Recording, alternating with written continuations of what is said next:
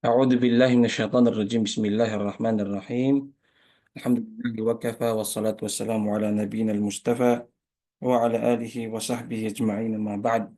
السلام عليكم ورحمة الله وبركاته. Mga kapatid sa reliyong Islam, Alhamdulillah, at nandito na naman po tayo upang discuss patungkol sa panahon sa Madina, ang talambuhay ng Propeta Muhammad sallallahu alaihi wasallam. So marami na po tayong na-discuss, Alhamdulillah, at sana po madagdagan pa ito. At patuloy po natin i-discuss ito sa abot ng ating makakaya. So ngayon, ang mga natalakay natin kamakailan lamang ay yung labanan sa Uhud. So, alhamdulillah, na-discuss natin ito, mufassal, summary. So sana mayroon tayong napulot na aral. Napakaraming mga aral doon. Nakuha natin yung ibang aral doon, ngunit hindi natin na-discuss. Nakuha din natin yung mga aral na mapupulot sa labanan sa Uhud, which is marami yun, napakarami. So kumuha tayo ng mga ilan lamang.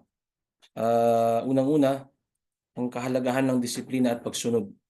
Ang pangunahing dahilan ng pagkatalo ng mga Muslim sa Uhud ay ang pag-abandona ng ilang mandirigma sa kanilang itinalagang posisyon upang kumuha ng mga nasamsam, which is hindi po pwedeng maging ano. Yes, alam naman natin na sa oras ng pakikidigma, kung ano yung maaari niyong kunin sa inyong mga kalaban ay makukuha niyo yun. At depende rin yung sa leader kung paano niya ito hatiin sa mga kasamahan niya. So, dahil sa mga pagiging sakim o kaya ay pagmamadali ng mga ibang mga kapatid natin mga Muslim, mga sahaba, radiyallahu anhum ajma'in, dahil dito natutunan ng pagsunod ng mga leader at mga sa disiplina ay mahalaga upang mapanatili ang pagkakaisa at tagumpay. Yes, nakita natin kung hindi ito nangyari, kung hindi sa kapahintulutan ng Allah subhanahu wa ta'ala sa kanilang pagsaway sa Propeta Muhammad sallallahu alaihi wasallam, dahil yun lang ang itinalaga sa kanila ng propeta, huwag kayong aalis sa lugar na to. Dito lang kayo. Hanggang sa dumating yung oras na sila ay sumuway, yun ang isang nangyari. So kailangan sa pakikipaglaban o sabihin natin sa isang komunidad, kapag kayo ay merong leader, kailangan ng disiplina at pagsunod. So importante po yan mga sisters ng Islam. Pangalawa, pagmamalasakit sa mga pangmatagalang layunin. Kasi meron tayong mga pansamantalang layunin, meron din naman yung pangmatagalan. So, ang Propeta Muhammad sallallahu alaihi wasallam, isa ito sa naging dahilan sa labanan sa Uhud, na pinapakita lang nila na hindi lang ito dahil sa sabi nating pangmaiksing layunin, hindi. Pangmatagalan na ito. Tulad ngayon, hanggang ngayon, dahil sa katapangan at kasipagan ng mga sahaba at pagsunod nila sa Propeta Muhammad sallallahu alaihi wasallam, isinantabi muna nila yung mga layunin nila na para lang sa kanila. Alhamdulillah ngayon, hanggang ngayon sa panahon ngayon, ay patuloy pa rin ang paglaganap at pagdami ng mga Muslim sa panahon natin ngayon. Pangatlo, pagtanggap ng kapalaran at pananalig sa Allah. Yes, alam naman natin na ito ang kauna-unahang labanan, gazwa, na natalo ang mga Muslim. Na-discuss natin yung about doon sa Badr, which is nanalo sila. Yung mga ibang mga gazwa, hindi nga sila nagkaroon ng digmaan, pero sila pa rin yung nanaig sa pagitan ng dalawang grupo na iyon, sa grupo ng mga Quraysh at grupo ng mga Muslim. Kahit hindi sila nagkaroon ng labanan o matinding labanan, pero sila pa rin yung nanaig o sila pa rin tinatawag na panalo doon sa labanang iyon, lalong-lalo na sa Ghazwat Badr. Yun ang isang pinakamalaking labanan, pero nanalo ang mga Muslim. Alam natin yung discussion doon. Pero dito sa Uhud, natalo sila. Ito ang kauna-unahang labanan ng mga Muslim laban sa mga kafir, laban sa mga Quraysh, Kufar Quraysh, ngunit sila ay natalo. So minsan kailangan natin tanggapin ang kapalaran. Kapag ikaw ay mananalo, tanggapin mo. Kapag ikaw ay matatalo, tanggapin mo. At nandoon dapat ang pananalig sa Allah. Na kwento natin doon sa Uhud, may mga oras na napanghinaan ng loob yung mga Muslim, may mga oras na lumalakas yung kanilang pananampalataya, may mga oras na ganito, may mga oras na ganun. Subhanallah. Kung ating iisipin mga sisters in Islam, ito ang kapalaran ng mga kapatid nating mga Muslim. Oo, nandun ang propeta Muhammad sallallahu alaihi wasallam, pero pagsubok ito sa kanila. Pagsubok ito sa kanila ng Allah Subhanahu wa Ta'ala. Pagsubok sa propeta at pagsubok sa mga sahaba o mga kasamahan ng propeta Muhammad sallallahu alaihi wasallam. So, pang-apat, pagtitiis at katatagan sa harap ng pagsubok. Yes, alam natin na nangyari sa Uhud dahil doon sa um, rami ng kalaban nila at dahil doon sa pagsuway ng mga ibang mga sahaba sa kautusan ng propeta Muhammad sallallahu alaihi wasallam, nagkaroon sila ng pagsubok. Unang-una, namatay si Hamza. Pangalawa, si Mus'ab. Si Mus'ab, nabanggit natin ito na halos kamukha ito ng propeta Muhammad sallallahu alaihi wasallam. At nakita ng isang sahaba nung namatay si Mus'ab, akala ng sahaba na yun ay si propeta Muhammad sallallahu alaihi wasallam. Ano sinisigaw niya? Namatay na si propeta. Namatay na si propeta Muhammad sallallahu alaihi wasallam. So, ano nangyari mga sisters in Islam? Subhanallah. Doon na nagsimula yung pagbaba ng iman. Bumababa yung iman. So, kailangan ng pagtitiis at katatagan sa harap ng pagsubok. Oras ng pagsubok, dapat nandoon ang iyong katatagan, nandoon dapat ang iyong pagtitiis. Diba? So, nangyari yan, mga sisters and sila. Nangyari po yan sa panahon o gazwa o labanan sa Uhud. Ang daming pagsubok na nangyari sa kanila. Nasaktan ng propeta Muhammad sallallahu alaihi wasallam. Maraming namatay ng mga Muslim. Ah, Marami silang pinagdaan ng pagsubok sa oras na yun. Panglima, pagkakaisa at pag-iwas sa pagkasakimis na halos connection nito sa una. Kailangan sa kahit naman sa pang-araw-araw na pamumuhay natin, 'di ba? Hindi lang dito ito aral to sa ating lahat, sa araw-araw na pamumuhay natin. Kailangan lalo na sa mga Muslim community. Kung gusto nating tumagal ang Muslim community, dapat ay mayroon tayong tinatawag na pagkakaisa. Okay? Dapat meron tayong tinatawag na unity sa bawat isa. Kung may leader tayo, kailangan natin itong suportahan. Tulungan, magbigay ng advice. Sa isang leader, kailangan din niyang kumuha ng mga advisors niya. Hindi porket ikaw ang leader, ikaw na ang dapat masunod. Mga sisters in Islam, hindi po yun. Tandaan po natin, maling mindset yun, maling kaisipan yun na ikaw ang leader, dapat ikaw lang ang masunod. Hindi. Ang propeta Muhammad sallallahu alaihi wasallam, isa sa kanyang kaugalian, tandaan po natin ito, isa sa kaugalian ng propeta Muhammad sallallahu alaihi wasallam ay kahit pa siya ang leader, binibigyan siya ng wahi ng Allah subhanahu wa ta'ala, bumababa ang Jibril sa kanya para tulungan, humihingi pa rin siya ng suggestion sa kanyang mga sahaba radiyallahu anhum ajma'in. Humihingi siya ng suggestion kay Umar, kay Uthman, kay Ali, kay Abu Bakr, kay Muawiyah, sa lahat ng mga sahaba radiyallahu anhum ajma'in. Kahit pa ito ay mga kabataan, hinihingian niya ito ng suggestion. Yan ang isang leader, yan ang isang pagiging liderato. Hindi tulad sa panahon natin ngayon, ikaw ang leader, ikaw lang ang masusunod, wala nang suggestion. Okay? Yan ang isang problema sa panahon natin ngayon. Okay? Panglima, ay pang-anim, pang-anim, ang pagpapatawad at pagbibigay ng pangalawang pagkakataon. Bagamat may mga ilang Muslim na sumuway sa utos ng Propeta Muhammad sallallahu alaihi wasallam, pinatawad sila ng Propeta Muhammad sallallahu alaihi wasallam at patuloy na tinanggap bilang kasamahan, kapamilya, kaalyansa. Dahil alam din natin, meron din mga ibang mga tribo na muntik ng tumalikod sa Propeta Muhammad sallallahu alaihi wasallam. Ang pagpapatawad ay nagpapakita ng halaga at pagbibigay ng pagkakataon sa bawat isa upang magbago at magpatuloy. Okay? So, hindi porket nakagawa ng kasalanan yung tao, ay wala ka ng pakialam. Iiwanan mo na siya, tatalikuran mo na siya, itatakwil mo na siya. Give chance. Yan ang ugali ng Propeta Muhammad sallallahu alaihi wasallam. Okay?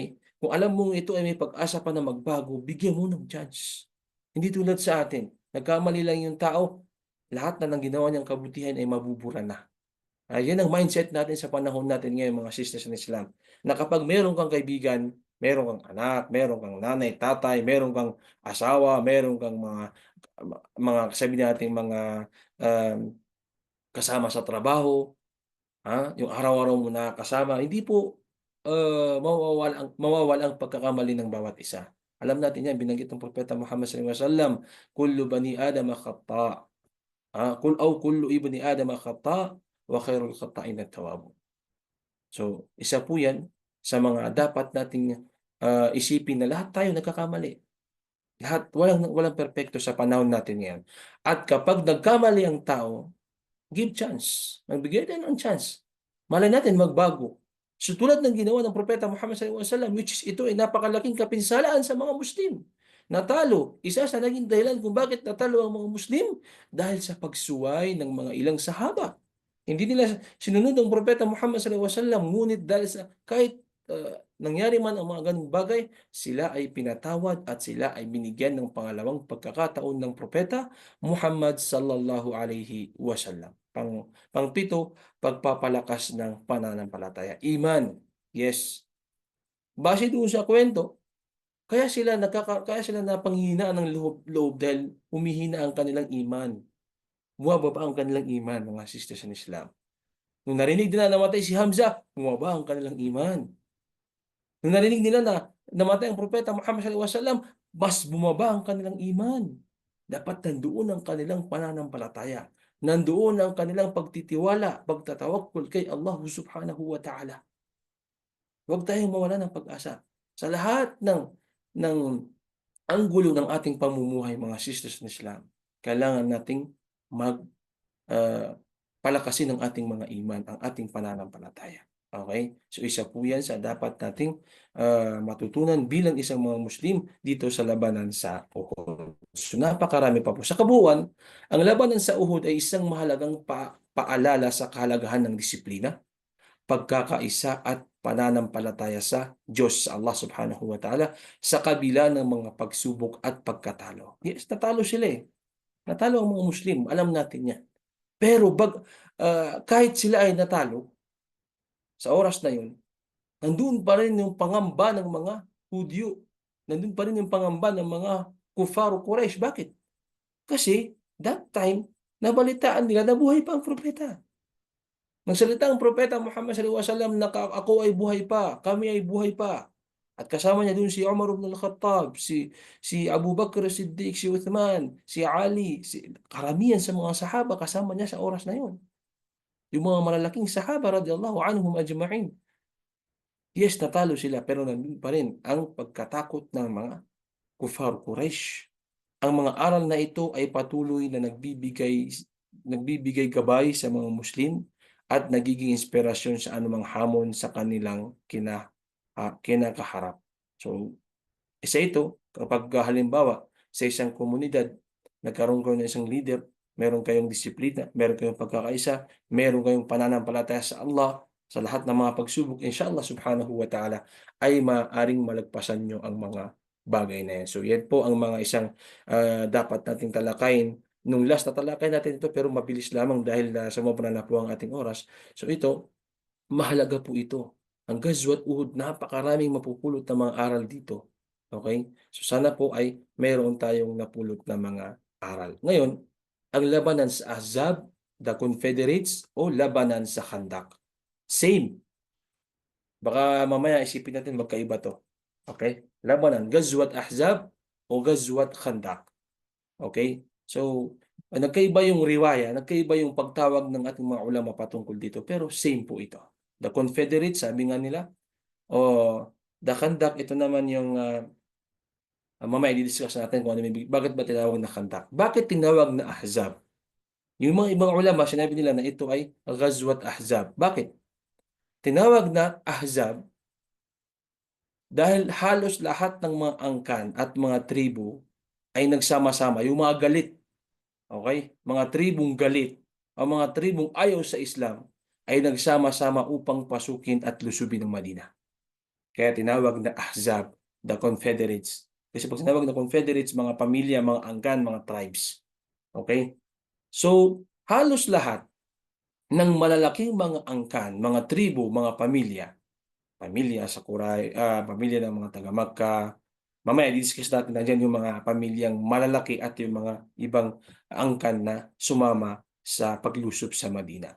So ang labanan sa Ahzab o the Confederates, ito ay tinatawag dahil sa pagsasama-sama ng mga angkan at mga tribo upang pasukin lusubin ng Madina. Kaya tinawag na Ghazwat Ahzab o tinatawag na labanan sa Ahzab. Ngayon naman, Bakit yung ibang mga ulama natin, tinawag nila na ito ay labanan sa Khandak, Ghazwat Khandak. Tinawag naman itong Khandak dahil unang labanan sa history na gumawa sila ng kanal sa para sa depensa sa Madina. Which is hindi po ito nangyayari sa Arab countries. Hindi po nila alam ang mga ganitong tactics. Hindi nila alam kung bakit nagkakaroon ng mga ganitong, kung ano yung mga ganitong taktika. Yes, may mga taktika sila pero hindi ganito. So, tinawag itong Khandak dahil ito ay the Battle of Kanal. Okay? Nangyari po ito dahil gumawa ng isang kanal ang mga Muslim para para depensa sa mga Muslim sa Madina. Okay? So, dalawa yun. Ngunit ang ating mga ulama, ittafaku na itong dalawang labanan na ito ay parehas lamang. O Ghazwat Ahzab o Ghazwat Khandak. Nagkaiba lang sila ng tawag. So, lahat po yan ay tama. Mga sisters in Islam. Okay. Ano ang mga mamaya babanggitin natin kung bakit nagkaroon ng nagkaroon ng ganung tactics na gumawa sila ng kanal. Ano ang mga paraan na ginawa ng propeta Muhammad sallallahu alaihi wasallam upang ibalik ang lakas ng mga Muslim? Alam naman natin natalo ang mga Muslim sa Ghazwat Uhud. So merong mga Muslim na pinanghinaan ng loob at yung mga karatig bayan o mga angkan, mga tribo at ibang mga kalaban ng relihiyong Islam ay lumakas ang kanilang sabi na nating lumakas sila dahil natalo ang mga Muslim. So akala nila wala nang sabi na nating wala nang pag-asa ang mga Muslim. Yun ang naisip nila, wala nang pag-asa ang mga Muslim dahil natalo sila sa Ghazwat Uhud.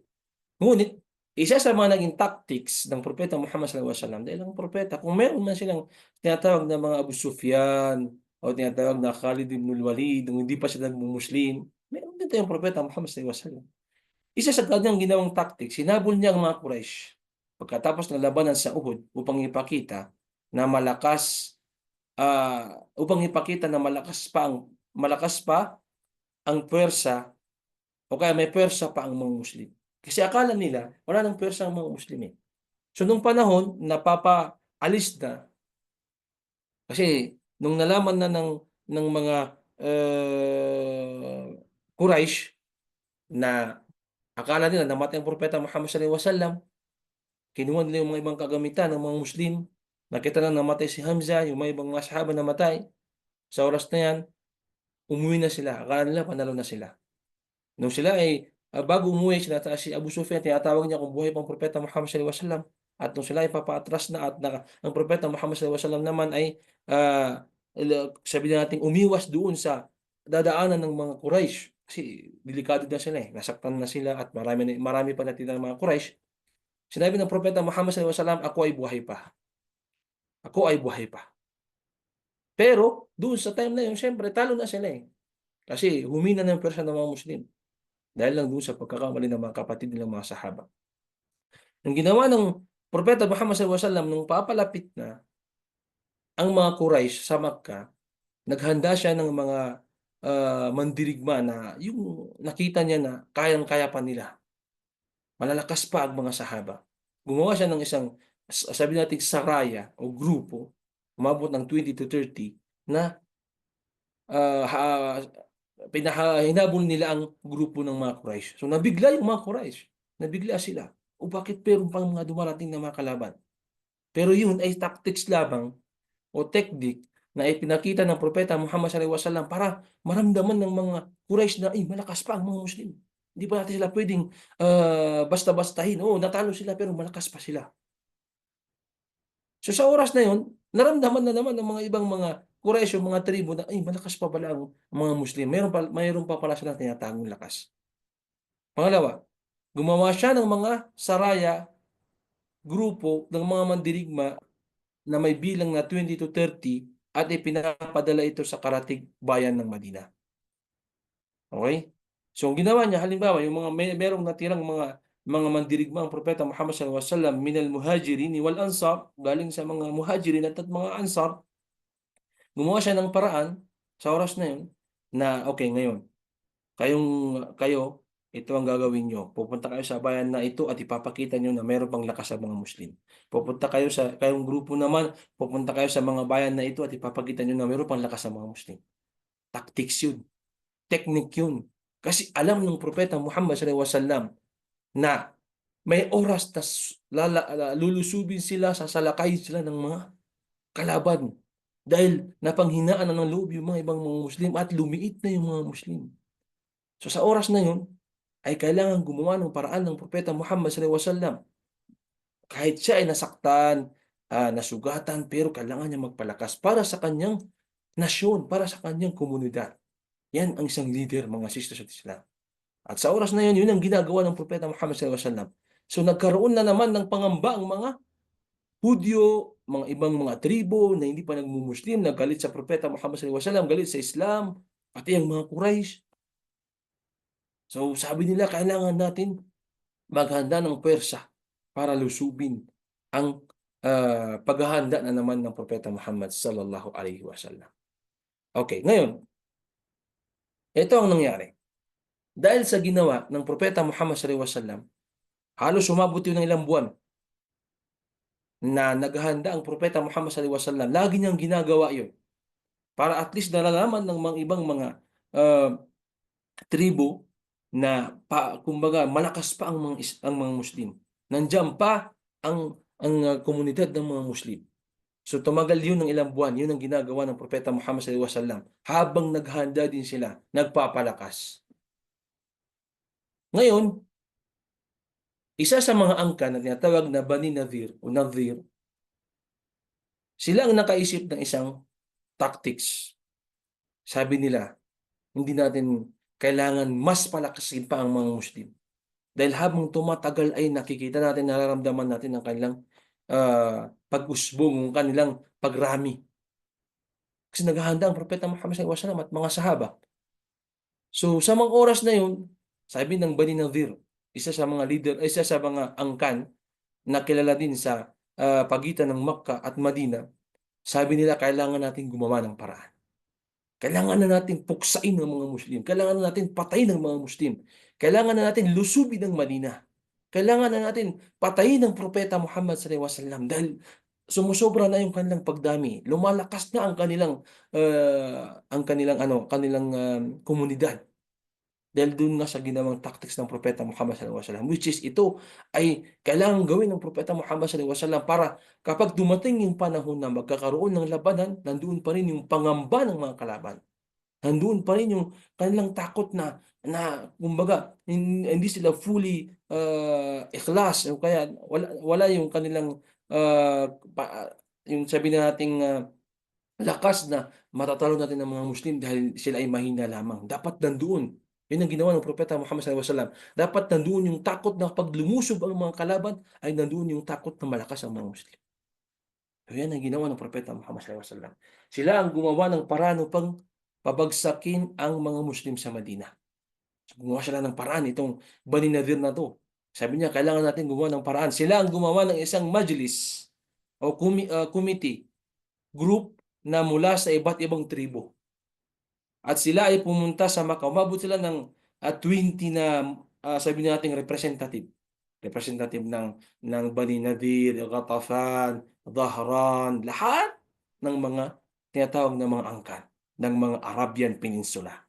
Sila ay gumawa ng isang grupo o majlis mula sa iba't ibang tribo at sila ay pumunta sa Makkah. Nung pagkatapos ng buuin ito ng isang leader sa mga Bani Nadir, nag-usap-usap sila, lahat ng pwedeng tumulong na mga angkan, kumuha sila ng representative, umabot sila ng 20 na representative. Ibig sabihin nun, 20 na angkan.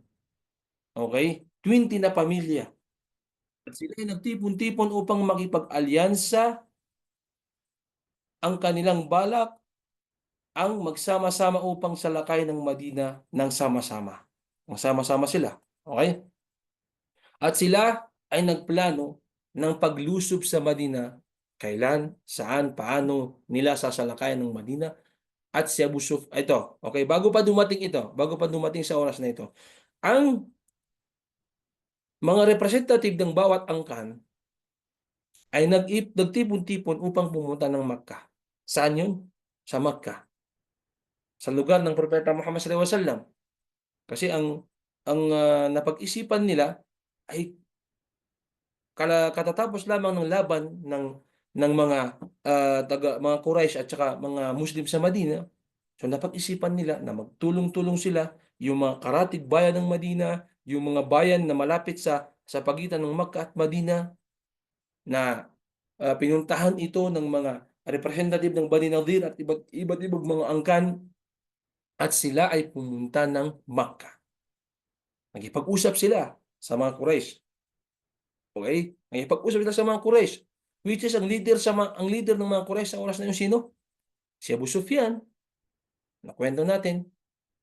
So pinatuloy sila ni Abu Sufyan.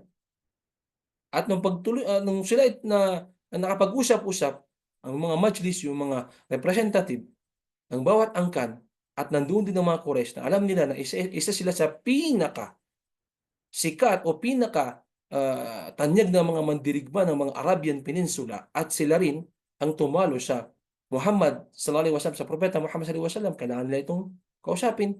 So sila ay nagplano, ang mga majlis o mga representative kasama ang mga Quraysh o mga leader ng mga Quraysh sa paglusob sa Madina. Kailan? Kailangan isang bagsakan lang yan. Saan sila magdadaan, saan yung plano nila. Okay, paano nila sasalakayin ng Madina? At ang leader ng mga taga-Makkah ay si Abu Sufyan. Pagkatapos silang kausapin ng mga Quraysh sa Makkah, naglakbay naman sila papunta sa south ng Madina. Itong south ng Madina ay part na malapit ito sa panahon natin ngayon ay ito ay malapit sa Riyadh upang kausapin ang Banu Ghatafan. Isa sa pinakamalaking angkan ng mga Arab, mga Arabo. At maraming napapaloob dito ng mga pamilya sa angkan na ito. Okay? Banu Ghatafan. Itong Banu Ghatafan na to, marami silang mga tinatawag na mga pamilya o mga angkan. So kinausap nila ang grupo na ito, ang angkan na ito, ang tribu na ito, at anong nangyari mga sisters? So mang-ayon sila. Dahil natatakot sila na baka dumating yung panahon na sila rin ay lusubin ng Propeta Muhammad sallallahu alaihi wasallam.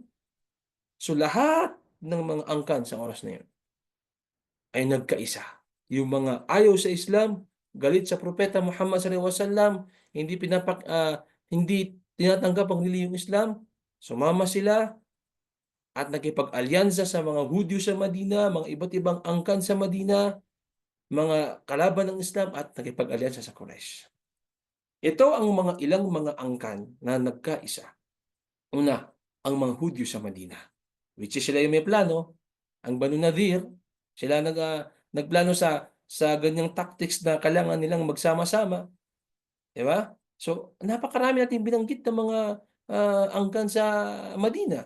Ang dami doon, which is ang sumama lang na hindi umiwalay o hindi tumiwalag sa Propeta Muhammad sallallahu alaihi wasallam ay ang Aus at Khazraj. At yung karamihan doon ay lahat sila ay hindi sumama sa Propeta Muhammad sallallahu alaihi wasallam. Sila ay mga Hudyo. Pangalawa, Banu Kinana.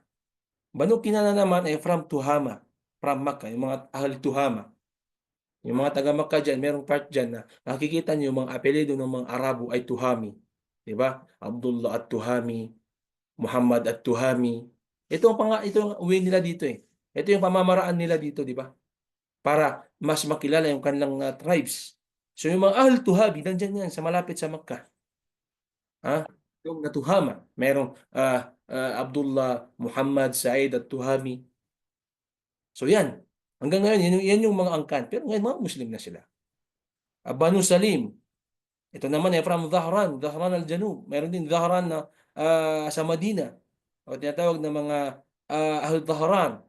Minsan ng mga pangalan nila, Abdullah al-Dhahran, Muhammad al-Dhahran, diba? Yan kasi yan ang ugali ng mga Arabo. Hanggang ngayon, nandyan pa rin yung kanilang mga tribes. Hindi nawawala yon.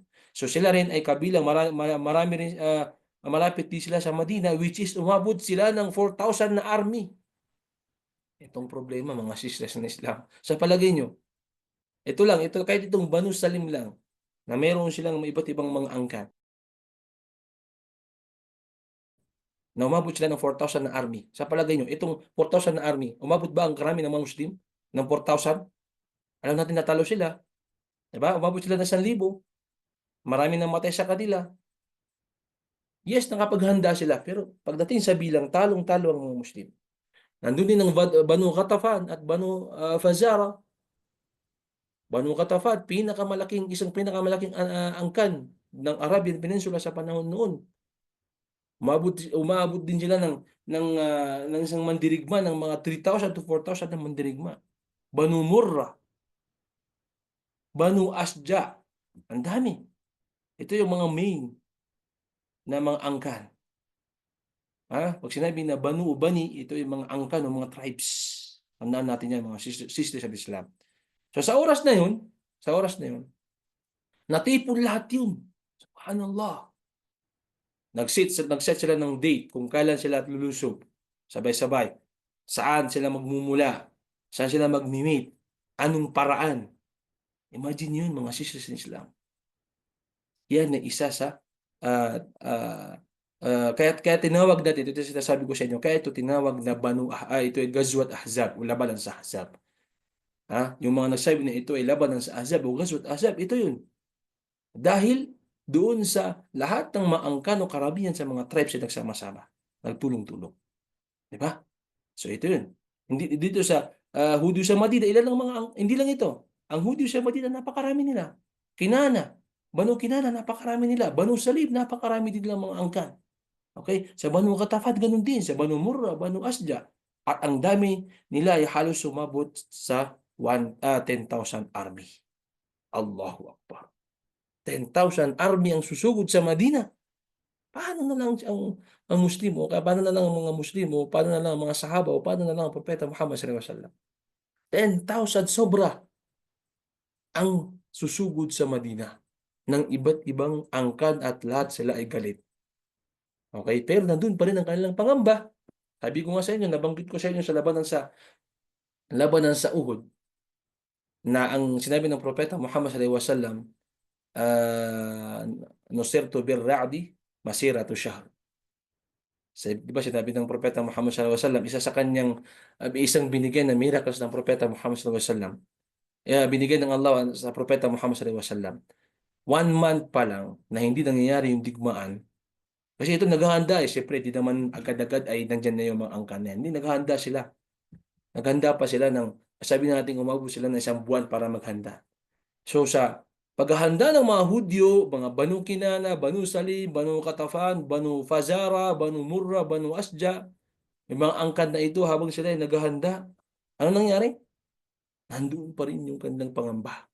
Kasi ang sinabi ng Propeta Muhammad sallallahu alaihi wasallam, isa sa binigay sa kanya ng Allah, 1 month pa lang na hindi pa dumarating ang propeta o hindi pa nangyari ang digmaan sa pagitan ng mga kufar at sa mga Muslim, kasama ang Propeta Muhammad sallallahu alaihi wasallam, ay nagsisimula na yung takot ng mga kalaban.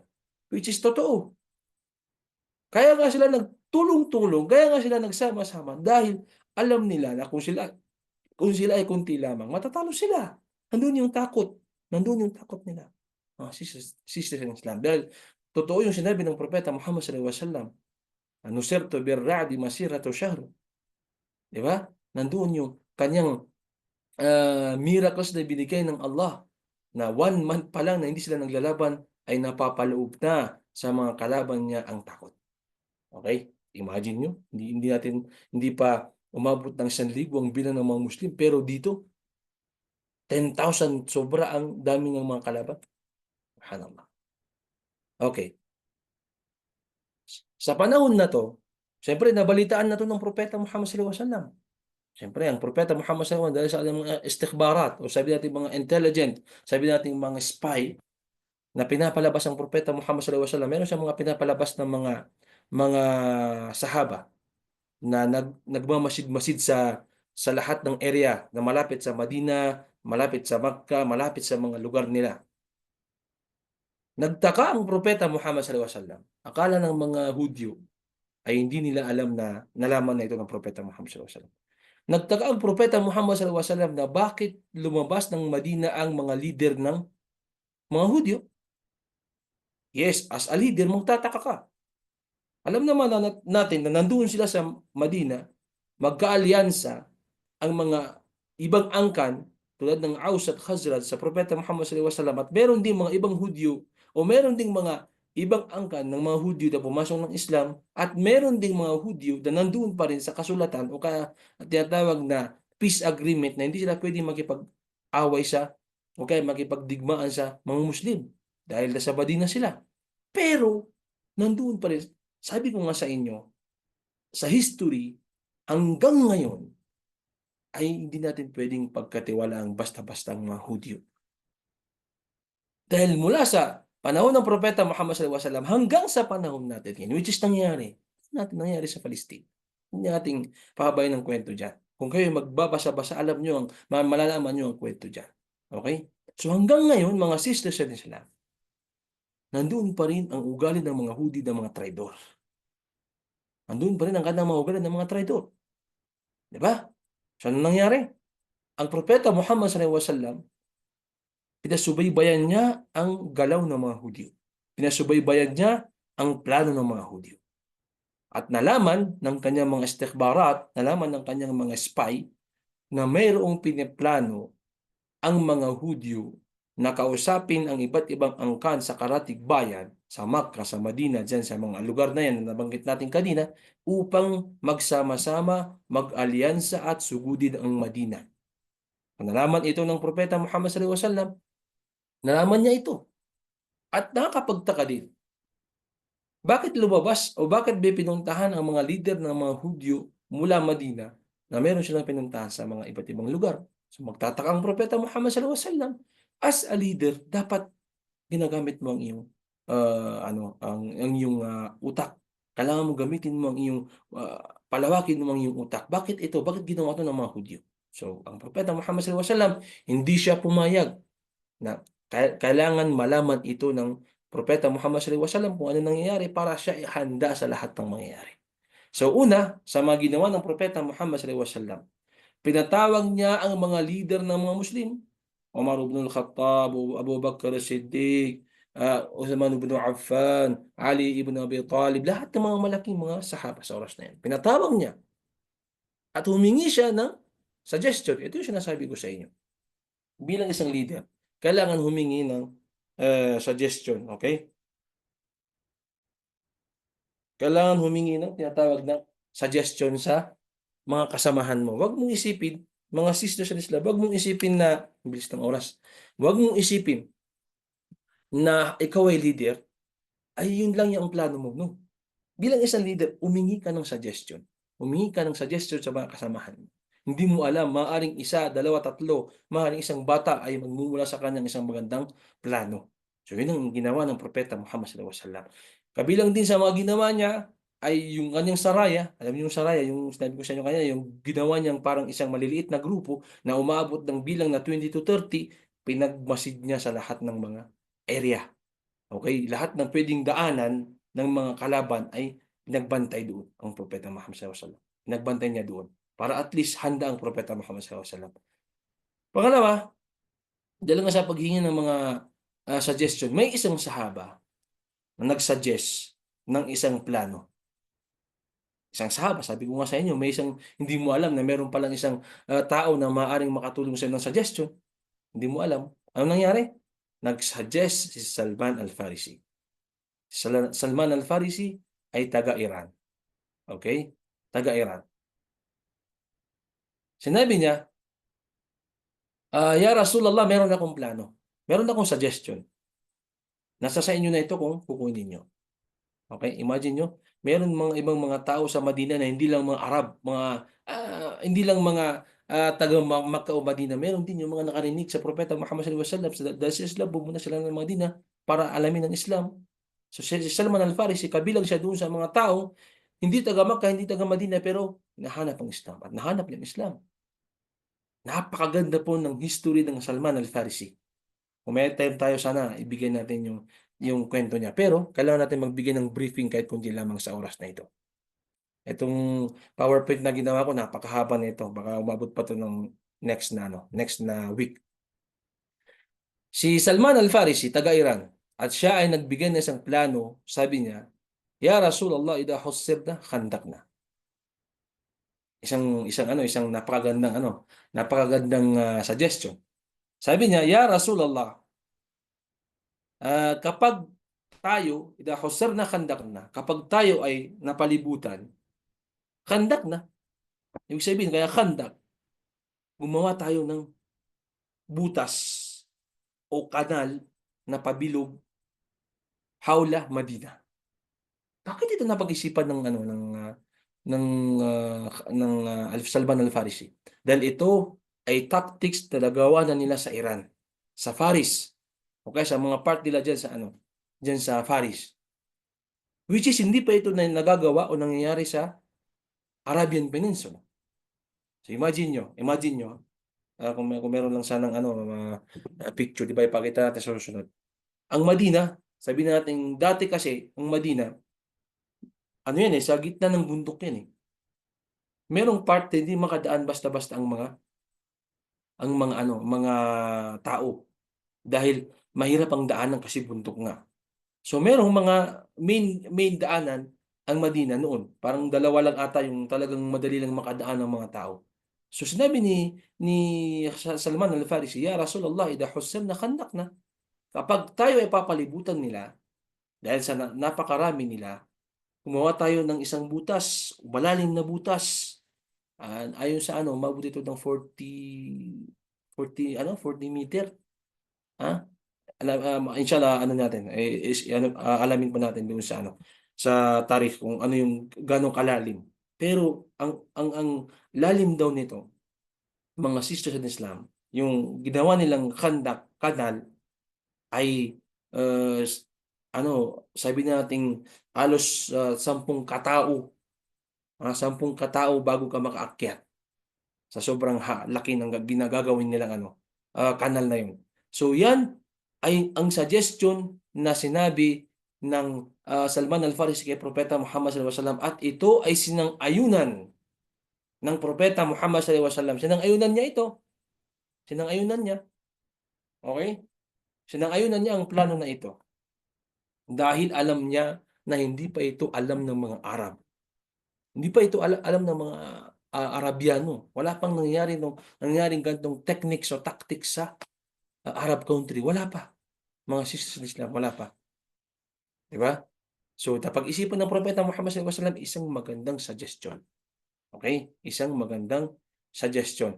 At doon na nagsimula mga sisters in Islam na tinawag ni Propeta Muhammad sallallahu alaihi wasallam na lahat ng mga Muslim ay tumulong sa paggawa ng isang khandak o isang kanal na ito. At alam nyo ba, mismong si Muhammad sallallahu alaihi wasallam ang tumulong upang maghukay. Hindi siya boss. Sinabi ko nga sa inyo.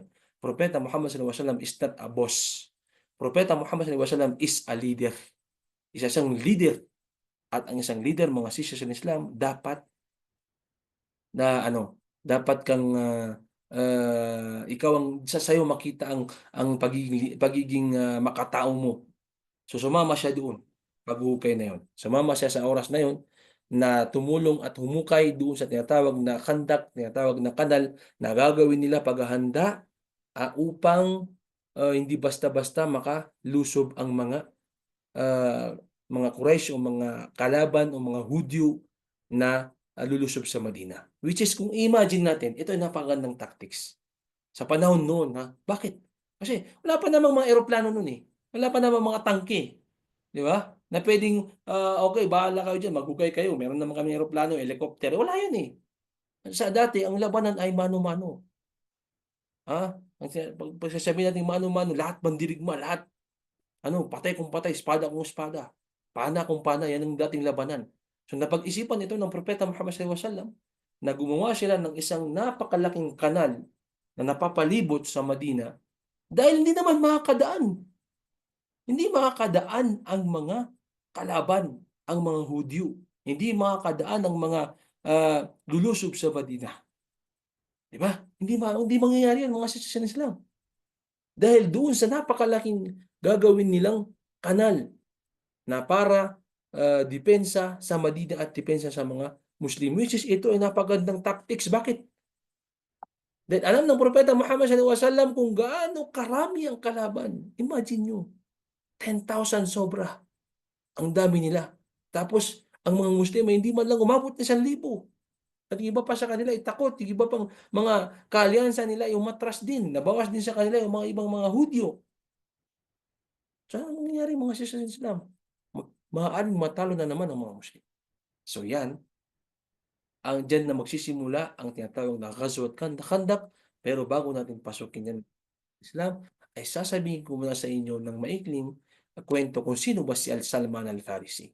Imagine nyo, sabi ko nga sa inyo, bigyan natin ng konting talakay ang isang taong nagbigay, isang sahaba na nagbigay ng isang napakagandang suggestion na hindi pa siya Arabo, hindi pa siya taga Madina, hindi siya taga Makkah, hindi siya taga Arabian Peninsula. Ha? Siya si Salman Al-Farisi. Si Salman Al-Farisi ay isang kilalang kasamahan ng sahaba. Bakit siya naging sahaba? Dahil siya nag-Muslim, sahaba ng Propeta Muhammad sallallahu alaihi wasallam at isang mahalagang tauhan sa kasaysayan ng Islam. Siya ay pinanganak sa Persia, Iran kung tawagin ngayon, at kilala rin bilang Salman Persiano. Ang kanyang, o kaya Salman Al-Farisi, ang kanyang kwento ay nagbibigay ng inspirasyon dahil sa kanyang determinasyon sa paghahanap ng katotohanan at kanyang mahalagang kontribusyon sa Islam. Yes, Salman Al-Farisi, mula sa Persia, mula sa Iran, pumunta ng Madina, pumunta ng Makkah, upang hanapin ang katotohanan, nahanap niyang Islam. At siya ay kasamahan ng Propeta Muhammad sallallahu alaihi wasallam. Ito, maikling talambuhay. Ang isa sa mga talambuhay o kwento ni Salman al-Farisi, siya ay naghahanap ng katotohanan. Salman ay pinanganak isang pamilyanong uh, Zoroastrian. Ibig sabihin nun isang malaking pamilya sa sa Persia, sumasamba ng apoy. Okay? Isa sila sa mga taong sumasamba ng apoy sa Persia. Sabi ko nga sa inyo dati napakaraming mga sinasamba. Merong mga hayop, merong mga panahon, merong hangin, merong apoy. So ang mga tinatawag na Zoroastrian o tinatawag na mga taga-Persya ay sumasamba ng apoy, which is kung sino man yung mga nakakapanood sa inyo ng mga palabas na galing Persya, hanggang ngayon ganyan pa rin yung tema na ng kanilang mga movie, yung sumasamba ng mga apoy. Sa kabila ng kanyang marangyang buhay. Yes. Salman Al-Farisi ay mayaman sa kanyang lugar, nararamdaman niyang may mas higit na katotohanan kaysa sa kanilang relihiyon. Meron siyang doubt. Napapag-isipan niya, bakit kaya ganito? Parang hindi siya kontento. So naghanap siya ng katotohanan. Sa kanyang paghahanap, natutunan niya ang tungkol sa Kristyanismo. Kristyanismo nung una, at sumama sa pari upang mag-aral sa kanilang relihiyon. Sa huli, nalaman niya ang palatandaan ng isang darating na propeta. Napakaganda yung napakaganda yung kwento ni Salman Al-Farisi. Una, hindi siya lumapit sa Islam. Ang una niyang nalapitan ay ang Kristyanismo. So, nag-aral siya hanggang sa meron siyang nakasamang isang pari na sinabi niya na mayroong darating na isang propeta, huling propeta, na ito ang kanyang mga palatandaan. So nung una hindi against din siya sa Islam. Okay? Kasi hindi niya pa alam ang Islam eh. Kristyanismo siya nung una. Nasara. Okay, which is nung panahon nung dati ang pinakasikat na relihiyon hanggang ngayon naman. Pero tayo mga marami, Hudyo at saka mga Nasara, mga Kristiyano. So nalaman niya, sinabi ng pari na yun na mayroong isang propeta na darating na ito ang kanyang mga palatandaan. In short, para mas madalian tayo, nung nalaman ito ng Salman Al-Farisi na mayroong nagsasabi na siya ay propeta, which is ito si Propeta Muhammad sallallahu alaihi wasallam, sinasabi niya na siya ay propeta. Okay? Siya ay propeta ng Allah subhanahu wa ta'ala. So, napaisip na naman si Salman Al-Farisi. Okay, siya ay isang Persyano, sumasamba ng apoy, nalaman niya ang Kristyanismo, siya ay naging Kristyanismo, naghanap pa siya ng katotohanan, nandun pa rin yung doubt niya. Pero meron siyang hindi makalimutan sa isang pare na sinabi niya na darating yung panahon na merong isang nabi, isang propeta, na ito ang kanyang palatandaan. So narinig niya na merong nagsasabi na siya ay nabi. So pinasubaybayan ito ng Salman Al-Farisi at siya mismo sumubaybay at nalaman niya na lahat ng mga palatandaan na sinabi ng pari na iyon ay napapaloob kay Propeta Muhammad sallallahu alaihi wasallam. kaya siya nag-Muslim, kaya siya napabilang sa mga Muslim, okey? So marami 'yun. Merong, isang palatandaan na meron daw isang khatab o tinatawag na palatandaan sa likod ang isang, huling propeta, which is meron ng propeta Muhammad sallallahu alaihi wasallam. Pangalawa, siya ay hindi tumatanggap ng tinatawag na hadiyah o regalo, okey? So nung panahon na 'yun, mga sisters in Islam, nagbigay ng hadiyah ang propeta, Salman al-Farisi kay, propeta Muhammad sallallahu alaihi wasallam, hindi niya ito tinanggap, okey? Hindi niya ito tinanggap. So ah, sabi ni Salman al-Farisi, "Parang ito na yung hinahanap ko." So, in short, talagang kailangan niyang hanapin pa ito hanggang sa napatunayan na si Muhammad sallallahu alaihi wasallam ay ang huling propeta, huling sugo ng Allah at siya ay nag-Muslim. Kaya siya ay naghanap ng katotohanan. Pangalawa, pagdating sa Arabia, sa kanyang paglalakbay patungong Arabia, siya ay, naloko at naibenta bilang alipin. Yes, isa yan sa kuwentong nangyari kay Salman al-Farisi. Siya ay mayaman, napakayaman pero, pumunta sa Arab, country pero siya ay naging, alipin lamang o siya ay, tinraydor ng kanyang inasahan. Ngunit sa kabila nito nanatili siyang determinado.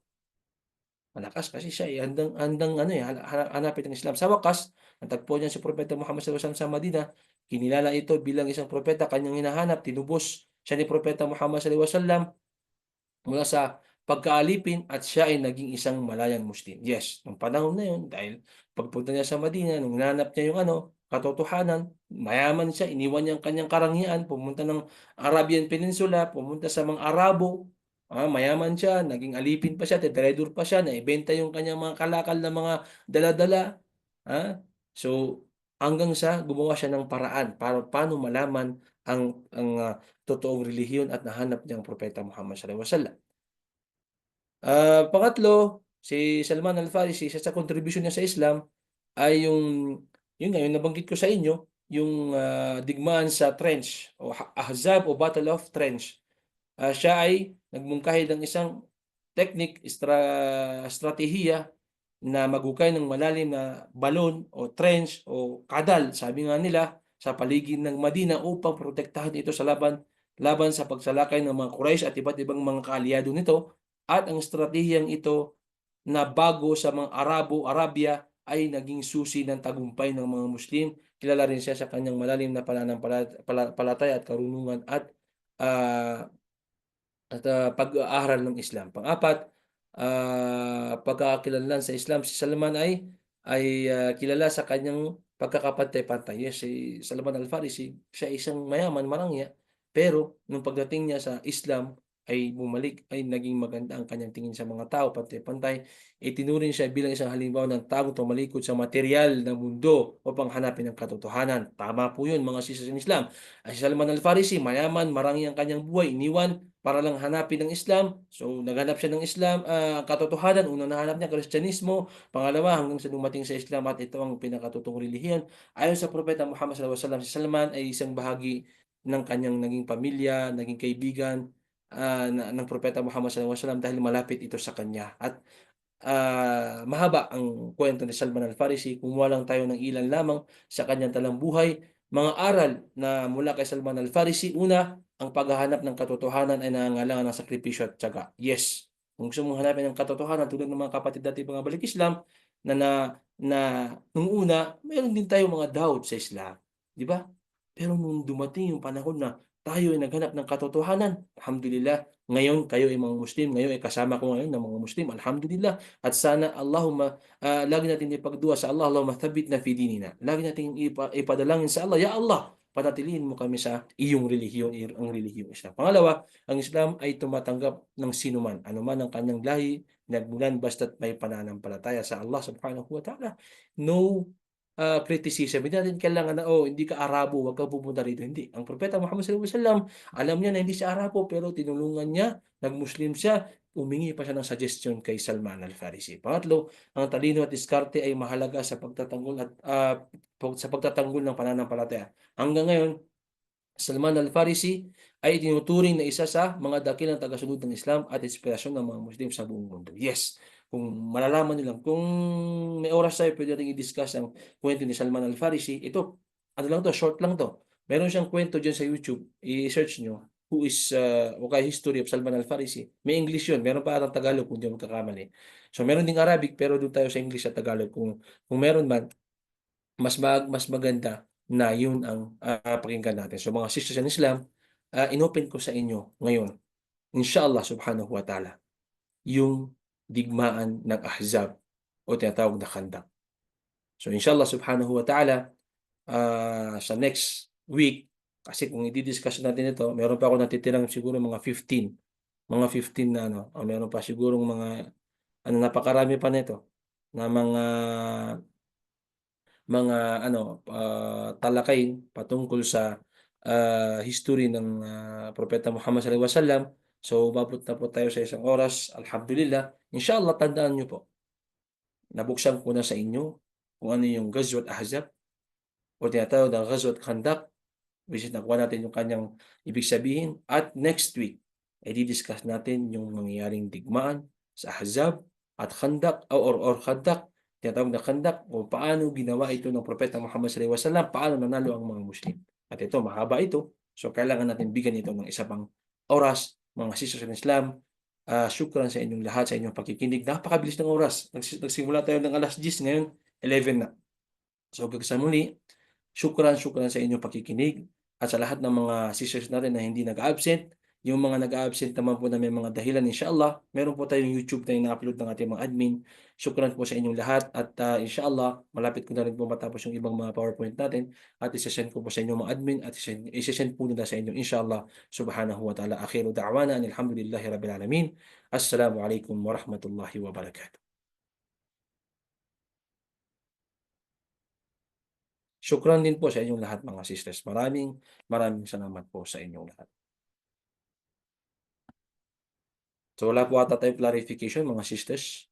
Kung wala, inshallah subhanahu wa ta'ala maraming salamat po sa inyong pakikinig, inshallah. Sa mga absent, ulitin ko po, meron po tayong YouTube. Yung YouTube natin na yun, ang nag-upload yung mga sisters natin, pakinggan niyo po para at least 'pag dumating yung ating, maikling pagsusulit patungkol sa, sira ng Propeta Muhammad sallallahu alaihi wasallam sa Madina ay mayroon tayong, references. So yun lamang, mag-ingat po tayo palagi at pag-ingatan tayo lahat ng Allah subhanahu wa ta'ala.